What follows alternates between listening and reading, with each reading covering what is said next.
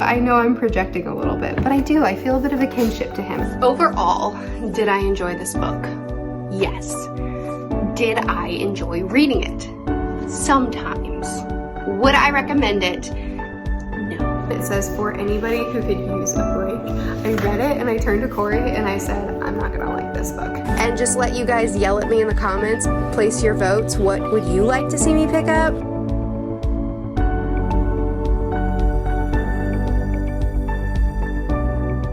I'm now 50 pages into, oh, welcome to the vlog. I'm now 50 pages into The Cat Who Saved Books by Suzuki Natsukawa and translated by Louise Heel Kawai. And I really want to update you. Look, Corey just got home with the kids. Let me update you in a couple of minutes. I'm 50 pages in and I have a lot of thoughts. I'm really into it and I want to talk to you right now, but I guess we'll eat lunch since they're home and then I'll talk to you. Welcome to the vlog. It's a little bit messy already. Okay, family is fed. Back to The Cat Who Saved Books. So the protagonist is this teenage boy who's in school and his, I don't know why him being in school isn't relevant to the plot at all. Teenage boy and his granddad who was raising him just died. And his granddad owned a bookstore, Natsuki Books. And the boy he loves books. He loves books and he's sad because, you know, grief. And then this cat shows up in the bookstore and the cat says, hey, come with me to save some books because it's a talking cat. And I'll say this, it's obviously one of those books. I don't think magical realism is the right word for it. Maybe it's surrealism. I'll have to look that up. But it's a book that weaves in and out of reality and it's like it's set in the real world, but not supernatural, that's not, but the world isn't as we know it. There are pockets into the world that are otherworldly and that's okay. And we just accept it and we roll with it. I love this cat. I love his very dry, blunt, well, if I didn't manipulate you, then you wouldn't have come kind of response to things.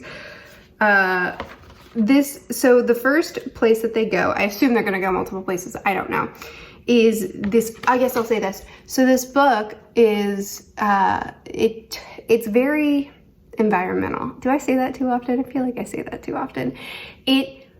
The descriptions are beautiful everywhere we go, every time we go into, which we haven't, it's not like we've been to a dozen places in these 50 pages, which by the way, I haven't even finished the first chapter yet. Probably not the best breaking point. Everywhere we go, as we move from the mundane to something magical, it's always described in this really lush way that I really, really love. But also this book, so they go into this place that is like the biggest library, and it's this man's personal collection, and it's just rows and rows and rows of books, and he reads so many books. He just spends his days poring over books and he's obsessed with reading as many books as he can to be the best person he can be and the most notable person that he can be and all this stuff. There's lines in here that to me feel very much just like love for literature, which I really, really love. The man we meet, he says, books have made me the man I am today. They are my dear companions. Anyway, I won't tell you any more about where we go from there as far as the story, but this man that we first interact with in this giant library of all the books that he's read, I feel like even though I'm not him and I'm not supposed to be him and you don't want to be him, I do feel a little bit of kinship to him because so here, let me read you this line. The world is full of books, you agree? It's impossible to count the number of books that have been and are still being written. To find the time to read the same books over and over again, well, it's just inconceivable. This is him talking about why he doesn't reread anything.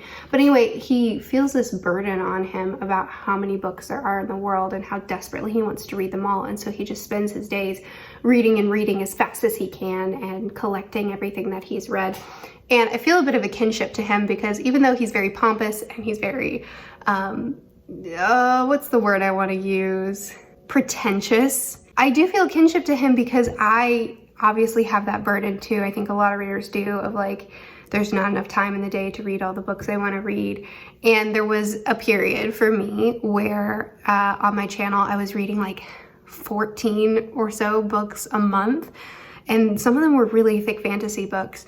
And I was just reading so fast. I was trying to figure out how to read the most efficiently and the most quickly because I was so obsessed with stories and so in love with stories that I just wanted to read as many as I could. And now I've found, I guess I just realized that reading as fast as I could made me feel like I was missing a lot of the tone and the themes of books. I was missing a lot of what I loved about stories, being fully immersed in them. And yes, I was hopping into a million different worlds, but I wasn't actually living in any of them.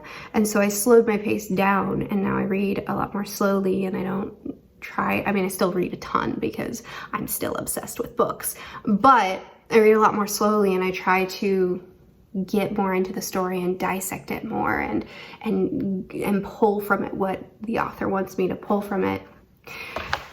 And to be clear, there are many people on BookTube who read way more than I do, and this is not a commentary on them. This is introspection for me. There are a lot of people who love reading fast, or who simply have, you know, not 2 kids and can read more than I can. And, you know, they're not doing anything wrong. I have no opinion of them. I'm just talking about, for me, when I was reading really fast, I wasn't loving stories as much, so I slowed back down. And now I savor a story and appreciate a book. But he's trying so hard to read as many as he can that he's missing a lot. Not missing a lot of context of the story, but he's just missing out on what a story brings. I know I'm projecting a little bit, but I do. I feel a bit of a kinship to him. Anyway, I'm really, really enjoying this book. And so far, Natsukawa is not being subtle about the conversations that he's trying to have with the reader. It's very,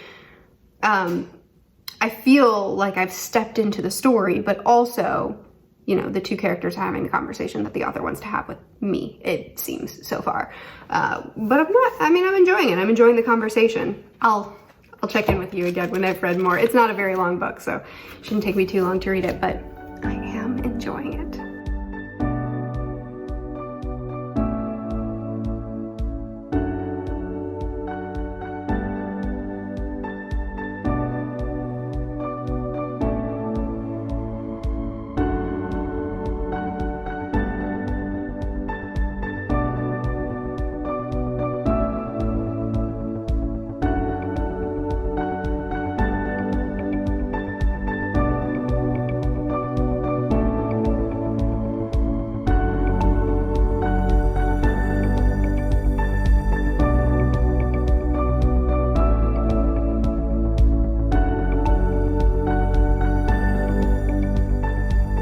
Overall, did I enjoy this book?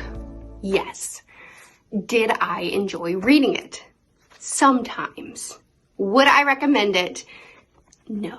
So this is a book of ideas, and it is a book that is so on the nose with its ideas. It's the most on the nose book I've read in a very long time. So the plot of this book is the formula of the plot of this book is very repetitive, and the plot itself is really just a tool to get us to the conversations. So our main character, he is working in his bookshop.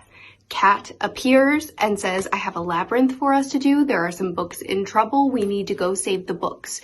So Kat and Boy go off to beautiful mythical world, to other world, so that they can have a conversation. And the conversation is really the point of the book, and all the other things, they're just background setting to get us to the conversation. And then conversation over, books set free, Boy goes back to bookshop, Kat appears, we have another labyrinth, more books in danger, we go to the world, we have a conversation, back to the bookstore, repeat, repeat, repeat. Overall, I liked the book. I mean, really, what this book was a love letter to books. It was expressing an author's deep appreciation for stories and arguing against the idea that people don't have time to read anymore, and a summary of a book is enough so that we can get the goodness out of a book, but we don't have to let books die by not taking the time to read them. And, you know, the author's argument is that stories bring so much more. They bring so much life, and they bring so much value, and that the experience of reading is something that should be guarded. And I really agree with what he's saying in his argument for books, and his argument against books dying out and books losing their value and us needing to move on with the times and stuff like that. And I love what he's saying. However, it's pretentious. It's so pretentious, and it's so on the nose. And the on the noseness, even the pretentiousness, even the pretension could be because of the translation, and a lot of the nuance is lost. Or it could be me. I mean, maybe this book is just way over my head, but I don't think so. I think I enjoyed reading it. There were some great quotes, but it was very on the nose and very repetitive in formula, and that's not really my thing. But I am glad I read it. It was one of our Patreon buddy reads, and we've had some great discussions around it, so that's always a win for me.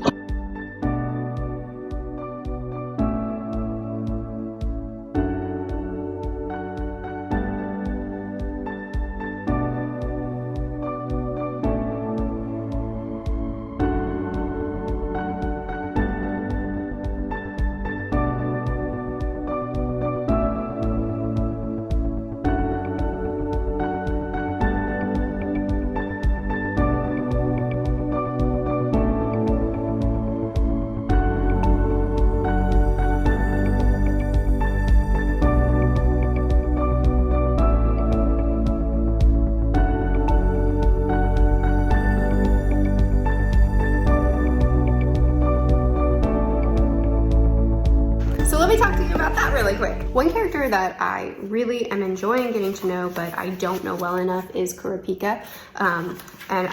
This volume 3 is when we're facing off against the people, and it's the task of we have to win 3 points, 3 out of 5. I don't know Kurapika very well at all, and I'm really excited to get to know him better. But the character that of course stands out the most to me in this task is Kahlua. It's just so interesting to see scenes like this where he's facing off against his opponent that is brutal and terrifying and says really horrifying stuff, and he doesn't even blink. He isn't fazed at all. And then whenever it comes time to put your money where your mouth is, he does, in the most ruthless and brutal way. And you really see his upbringing here. You really see what kind of stuff he must have faced to not blink at stuff like this, but you also see the roots of what has been ingrained in him, these moments where he kind of turns back into this base animalistic killer. Like, killing is not a big deal, and it's something that he does so casually and with ease and with no regrets or being bothered by it, so it seems. And like, seeing the root of what he has been made into, but then that only adds so much to the fact that the only thing he wants is to be God's friend. And, you know, you see the craving of just companionship and acceptance and love. I doubt he's gotten any love from his family at this point. And being able to see him go through and being able to see like that base side of him, but then you also get that balanced with what he wants, and you just see how much this kid has been messed up, but how he's just like, there's so much goodness in him. And he's a character that intrigues me so much. Probably of the entire cast of characters that we've met so far, he's the one that I'm the most attached to. He's the one that I feel the most for, because I see all the pain and all the abuse and trauma that he's gone through and all that's hidden beneath this very like nonchalant facade. And I'm so excited that the next arc is going to be going to his family, that we're going to be probably seeing a more inside look into the people that shaped him and the people that tell him that he's not built to be a friend, and hopefully rescue him from what is, I assume, a very abusive family situation. So I'm really, really excited for the next arc. It's exactly where I would want to go next with the story. I'm very intrigued by the fact that we're not done with our hunter training, even though we think we are. I'm very excited that this schmuck, Kalua's brother, we're not done. So he's now a hunter, and I'm excited that it's not going to be, you know, we're going to rescue Kalua from his family and then no problem, we're all done. No, he's a hunter now, and he's, I'm sure, not going to give up on whenever we do take Kalua away and keep him as part of our companions. I assume he's not going to give up on trying to gaslight Kalua and keep him as an assassin. So I'm so excited to continue to have this back and forth and explore that character more. He's really the character that I'm just like, I'm so invested in more than anyone else. But I'm loving this arc, this plot has been so good. I love task plots. I love challenges that we have to face, and I think that it was done so well in this first arc, and I can't wait for more. I'm also just so excited to see where Gon goes, because, you know, no matter what he faces, he's always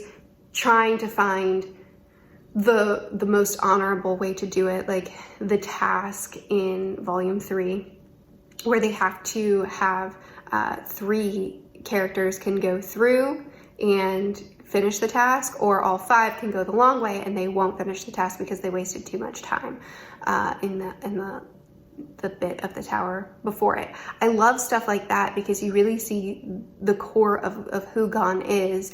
You see characters all around him kind of falling back into, even though they're companions, even though they have an agreement between them, you see characters fall back into, okay, I'm gonna do whatever it takes to accomplish my goals and to reach my dreams, because at the end of the day, my dreams are more important than my friends, and what I'm trying to accomplish with my life is more important to me. And you see people resort back into, all right, there's weapons on the wall, I'm gonna fight you in order to get to where I wanna be.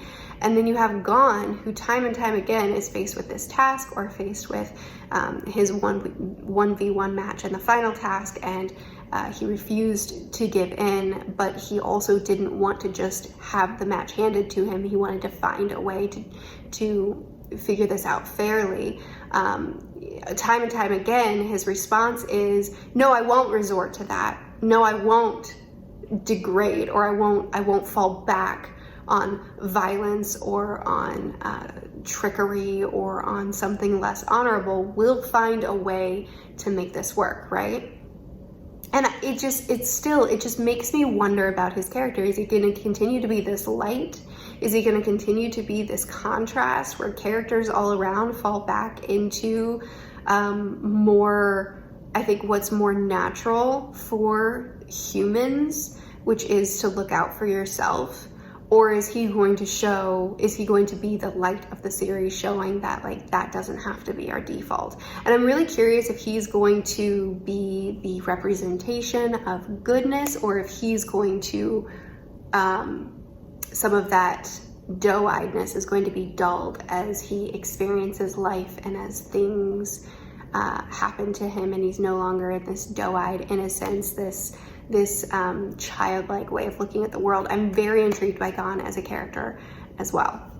Okay, done with Hunter x Hunter. I did start a book. I started a novella. It's called A Psalm for the Wild-Built by Becky Chambers. So this is a sci-fi novella, and if you want a look into me and how bad of a person I am, apparently, I read this dedication. It says, for anybody who could use a break. I read it and I turned to Corey and I said, I'm not gonna like this book. And I don't know what's wrong with me, but for whatever reason, I don't want my sci-fis to be hopeful. Stuff like Project Hail Mary and like Lady Astronaut. What's the first book in the Lady Astronaut series? I don't remember. But sci-fi books that have this light, generally very optimistic and hopeful outlook, for whatever reason, isn't my thing. I want a sci-fi that looks hard into the failings of humanity. What's wrong with me? Genuinely, what's wrong with me? So this, Becky Chambers, I've read one of her other books, and I just don't think that, it's just not the kind of sci-fi that I go for. So anyway, I've read the first 2 chapters and I was right in the first 2 chapters, like it just wasn't suiting me. But then I was introduced to Moss Cap. So this is the Monk and the Robot book. I think the series is called Monk and Robot. And there's a monk and a robot. Our main character, Dex, is the monk, and Dex is a tea monk. And Dex goes off into the wilderness and meets the robot, Moss Cap. And I don't know a lot yet. All I know is that AIs at some point left humanity and went off into the wilderness to live on their own, and now humans are living their lives without AI. I don't know a lot yet. It was the first 2 chapters were set up, and I think now I'm gonna learn more, so I'll be able to talk to you more about it up to this point. But I will say that Moss Cap, I already know, having read the first 2 chapters and just being introduced to him, and then having read just a little bit of chapter 3, I already know that I love him. He falls into the category of the type of AI that is light and that is funny and that is, it works. It suits me exactly right, this type of AI character. So I'm excited. I'm actually invested in this novella now. It's only 150 pages long, so I think I'll be able to finish it up in this vlog, and I'll let you know what I think of this sci-fi.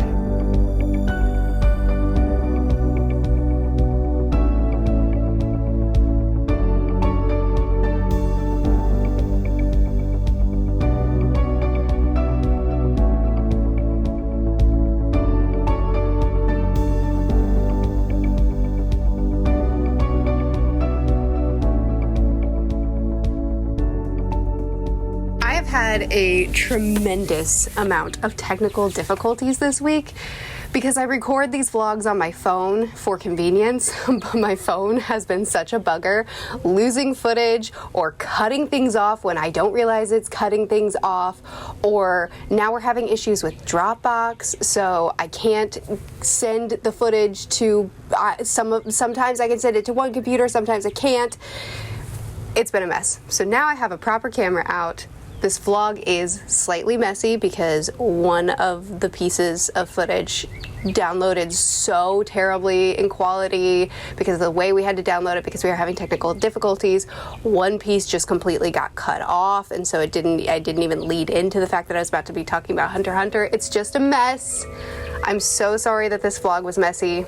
The next one will be cleaner. But I did finish A Psalm for the Wild Built, and quite frankly, it was adorable. So I didn't give you much of a description of it at first because I didn't have much yet. So the setting of this world is very optimistic, and so the people, the humans, have created AIs, and the AIs developed enough consciousness that they decided to leave. They decided that they left the factories and wanted to go live in the wild, and the people let them. They were happy for them that the AIs have developed this sentience, and they let them go on and live their lives, and the people have adjusted accordingly. The way these people live and the way that they philosophize and the way they interact with one another, it's all just very wholesome and very it's kind of like a best case scenario sort of outlook on life. And that leaves us with a lot of room to philosophize within this book. So our lead character, who is a monk, and our other lead character, which is a robot that we met in the wild, they decide to travel together, and because the robot wants to study humans, wants to know how humans are doing, and our monk, Dex, they want to just, I guess, they've just found that they're unhappy with life and just want to figure out what they need to do next. And there's a lot of conversations between the two as we travel through this beautiful scenery, beautifully described. It's a very introspective, hopeful story filled with beautiful quotes. It's only 150 pages long, and it's gorgeous. It's not the type of book I pick up. It's definitely not the type of sci-fi I read, but it was a really refreshing and uplifting change for me, so I enjoyed it a lot. My biggest problem is the price tag, and that's not the author's fault. It's just the way the cookie crumbles. Novellas are expensive. This is a $21 150 pages, and it's not the type of story that I'm itching and dying to get to the next one, but I would like to, but I don't know. I'm not in a rush. I don't know when I'll get to the next one, simply because I don't want to pay $21 for another novella. If it were a full novel, I wouldn't mind, but it's a hard price tag to say yes to. But I did enjoy it, and I think that if you're looking for, how did she put it in that author note? If you could use a break, this is a good choice. My daughter is at the window saying "Mama." Okay, so the next book that I was going to pick up was going to be book 2 in the Nevermore series, and I still think maybe yes, but after reading this, I kind of want to go for something a little bit darker. So I'm trying to decide Wild Seed, which is a sci-fi, and it's Octavia E. Butler, which just tells me what kind of tone we're going to be dealing with. We're going to explore some deep, dark stuff, and we're going to explore it well, but also I'm kind of in the mood for Red Country. It's been a long time since I picked up an Abercrombie book, which is ridiculous because I love Joe Abercrombie so much, and I'm kind of feeling like maybe now is the time. So I'm trying to decide between these two. I might go ahead and pick up book 2 in the Nevermore series and just let you guys yell at me in the comments, place your votes. What would you like to see me pick up? And then maybe we'll balance these next reading vlog. I also started an audiobook for He Who Fights with Monsters, so I'll also be listening to that. So lots going on next week. Let me know what you're interested in seeing me talk about next week. I had a great reading week this week. I tried a lot of two things that were very different for me, and I feel like I had a positive experience with both. But anyway, thank you for joining me for my second vlog. I really hate that it was messy, but I hope that you enjoyed it anyway. Next week's vlog will be cleaner. I post videos every Thursday on this channel and every Tuesday and Friday on my main channel. We'll see you again soon. Bye.